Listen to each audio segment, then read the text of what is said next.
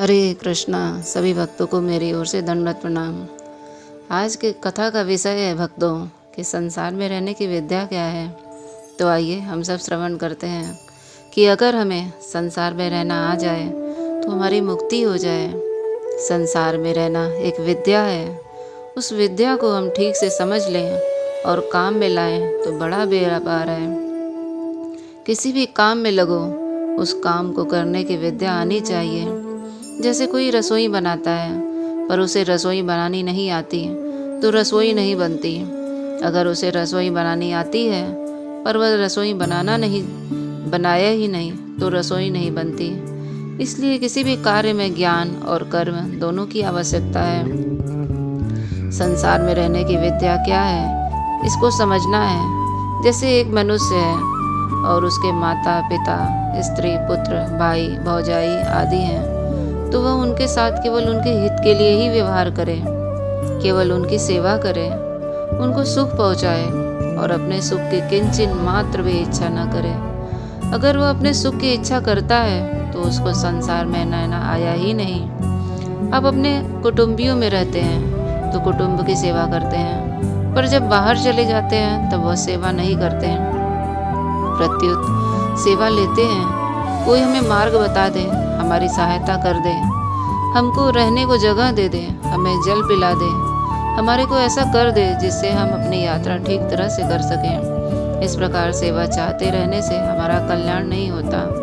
हम किसी से कुछ भी चाहते हैं तो हम पराधीन हो जाते हैं, यह पक्का सिद्धांत है। परंतु जहाँ हम किसी से कुछ भी नहीं चाहते हैं वहाँ हम बिल्कुल पराधीन नहीं होते, प्रत्युत स्वाधीन होते हैं।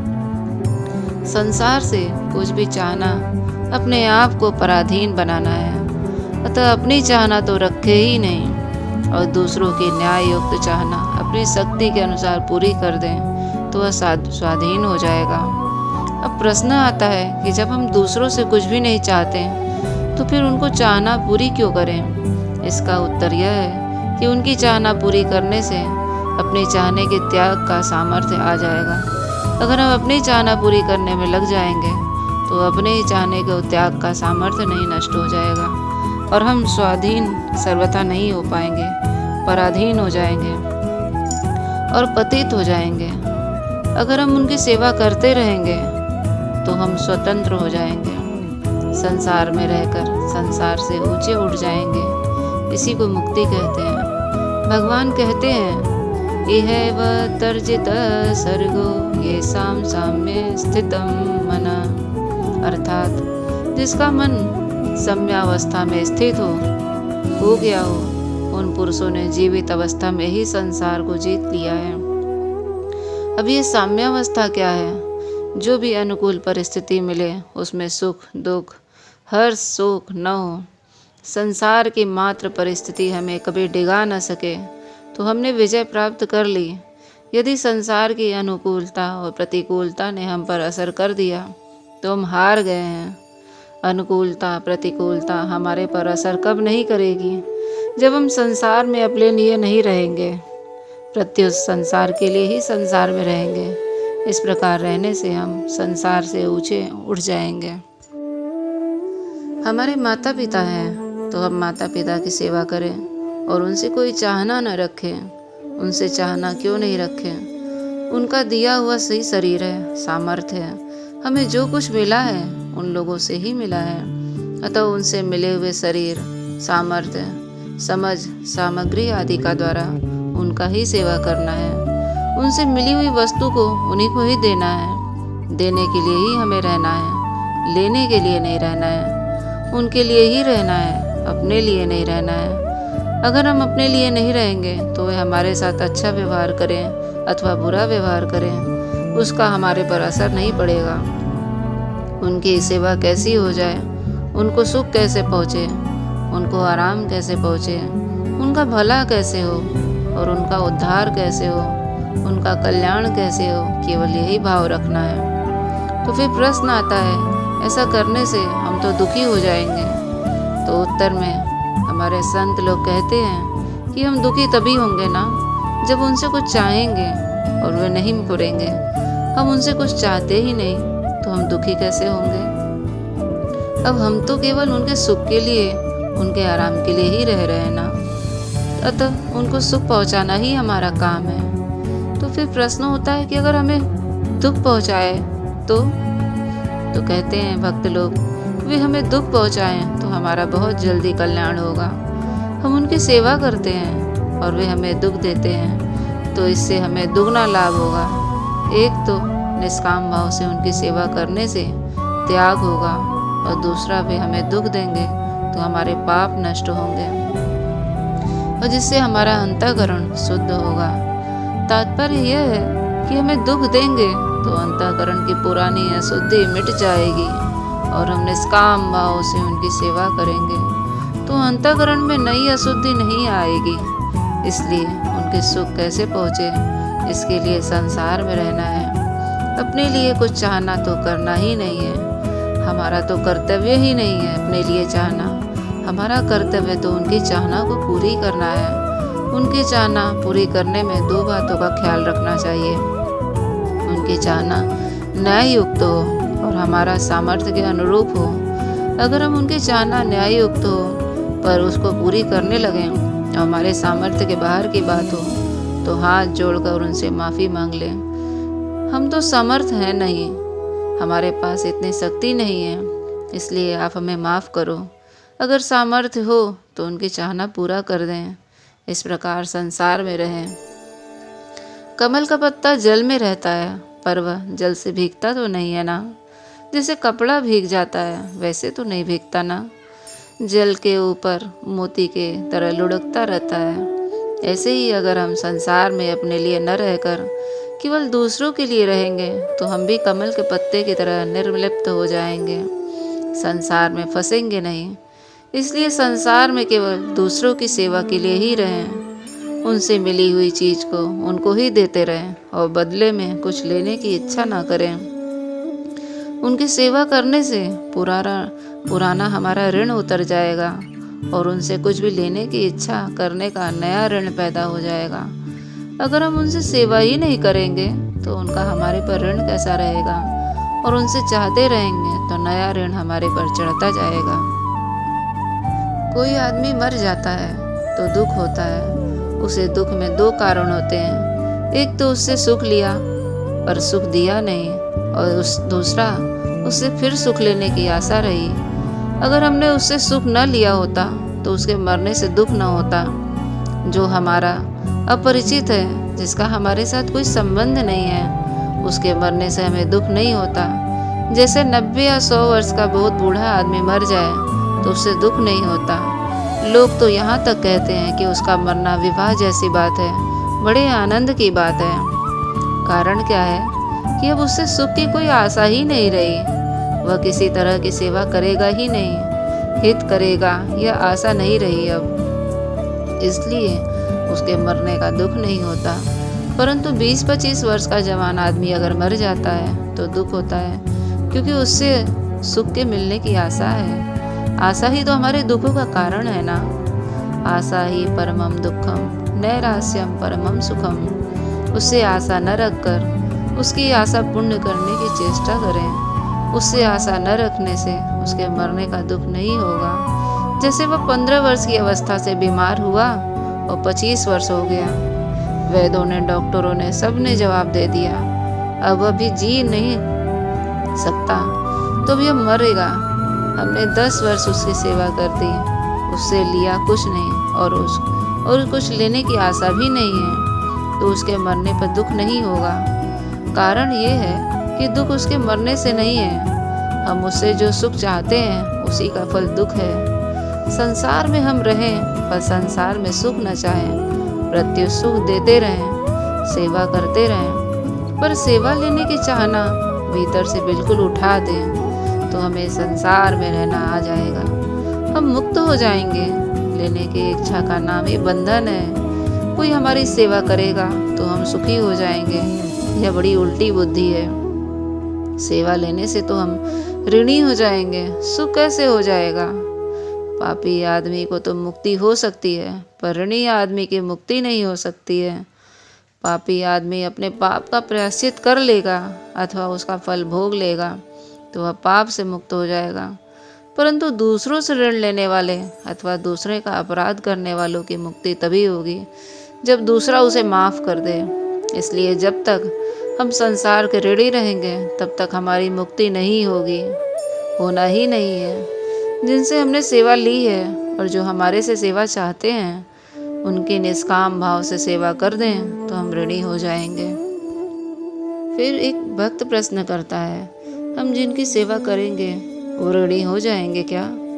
तो भक्त संत लोग उत्तर देते हैं, वे ऋणी नहीं होंगे। हम उनकी सेवा निष्काम भाव से करते हैं, बदले में उनसे कुछ लेने की इच्छा ही नहीं करते ना, तो वे ऋणी कैसे होंगे? दूसरी बात, प्राप्त वस्तु को हम अपने नहीं मानते, प्रत्युत उन्हीं का मानकर उनकी सेवा में लगाते हैं, तो वे ऋणी कैसे बनेंगे? अतः सेवा करने से तो ऋणी बनेंगे ही नहीं और हम ऋण हो जाएंगे, मुक्त हो जाएंगे। जैसे कोई दुकानदार अपनी दुकान उठाना चाहता है तो वह क्या करे? दूसरों से जितना लिया है वह सब दे देकर उसको जिसको दिया है वह अगर वापस दे दे तो ठीक है, नहीं तो छोड़ दे। तो ऐसा करने से दुकान उठ जाएगी। अगर वह दिया हुआ पूरा वापस लेना चाहे तो दुकान उठेगी नहीं, क्योंकि उसको लेने के लिए कुछ नया माल देना पड़ेगा। इस तरह हमारा उससे लेना बाकी रहता ही रहेगा। अतः जब तक हम लेना नहीं छोड़ेंगे तब तक दुकान उठ नहीं सकती। ऐसे ही जब तक हम संसार में लेना नहीं छोड़ेंगे तब तक हम उत्तीर्ण नहीं हो सकते, मुक्त नहीं हो सकते। इसलिए लेने का खाता ही उठा दीजिए और सबको देना ही देना शुरू कर दें। माता पिता को भी देना है, स्त्री पुत्र को भी देना है, भाई भाभी को भी देना है, पति को भी देना है, सास ससुर को भी देना है, देवर जेठ जेठानी सभी को देना है, सबको देना है और सबकी सेवा करनी है और कुछ लेना नहीं है।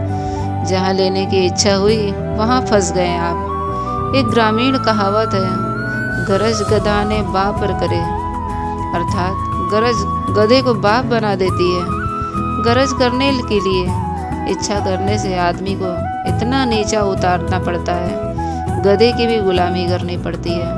अगर लेने की इच्छा ही नहीं हो तो हम भगवान की भी गुलामी नहीं कर होते। एक विचित्र बात है, ध्यान दें, हम भगवान के भक्त तो होते हैं पर हम गुलाम नहीं होते। परंतु कब? जब हम भगवान से कुछ भी लेना नहीं चाहते। जो भगवान से कुछ भी लेना नहीं चाहते हैं उन भक्तों के लिए भगवान कहते हैं, मैं तो हूँ तो भक्तन को दास, भक्त मेरे मुकुटमणि। गीता में भगवान ने कहा है, अर्थार्थी, आर्त, जिज्ञासु और ज्ञानी प्रेमी, इन चारों प्रकार के भक्तों में ज्ञानी अर्थात प्रेमी भक्त श्रेष्ठ हैं।